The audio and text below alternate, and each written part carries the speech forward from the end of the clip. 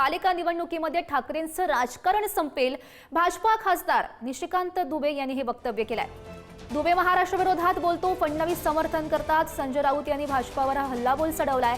आम्ही दुबे मुंबईमध्ये येण्याची वाट बघतोय असा इशारा आता देशपांडे यांनी दिलाय। आम्ही दुबेंच्या स्वागताची तयारी करतोय असा इशारा सुद्धा मनसेकडून देण्यात आलाय।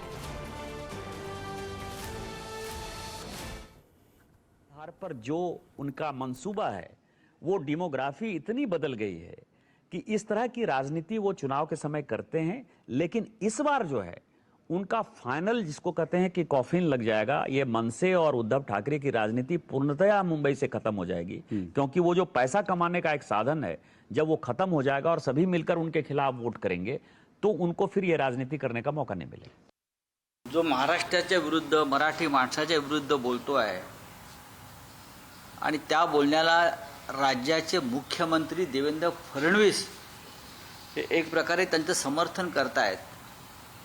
आपण सगळ्यांनी, दिल्लीतल्या लोकांनी या प्रवृत्तींना खतपाणी घालू नये।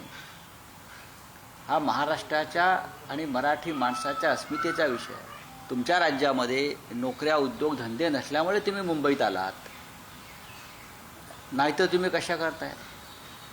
आपण इकडला पैसा मुंबईच्या बाहेरच घेऊन चाललात, आपल्या राज्यातच घेऊन चाललेला, हे दुबेला कळायला पाहिजे।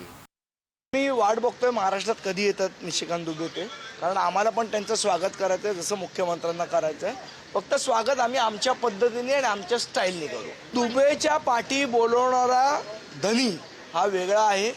ज्या पद्धतीने मुख्यमंत्री वक्तव्य करतायत रोजच्या रोज, खरं काय बोलायची गरज नाही आहे, पण मुद्दाम जाणीवपूर्वक ही वक्तव्य केली जात आहेत।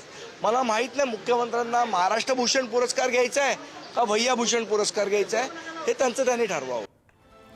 तर यावर छगन भुजबळ यांची सुद्धा प्रतिक्रिया समोर येते, ती ऐकूयात। अगदी बरोबर आहे। महाराष्ट्रामध्ये मराठीचा अपमान कुणीही सहन करणार नाही, कुठलंही सरकार। गुजरातमध्ये गुजरातीचा अपमान गुजरात सरकार सहन करेल काय? नाही, तुम्ही जा, काय बोलायचं तर बोला।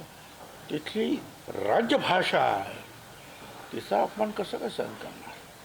पण हे ठीक आहे की त्यांनी जे सांगितलं त्या देशाच्या कायद्याप्रमाणे कोणी कुठे जाऊ शकतो, उद्योग धंदा करू शकतो, राहू शकतो, शिक्षण घेऊ शकतो, पण त्या भाषेचा मान सन्मान हा ठेवायलाच पाहिजे। त्यांचं हे वक्तव्य बरोबर आहे।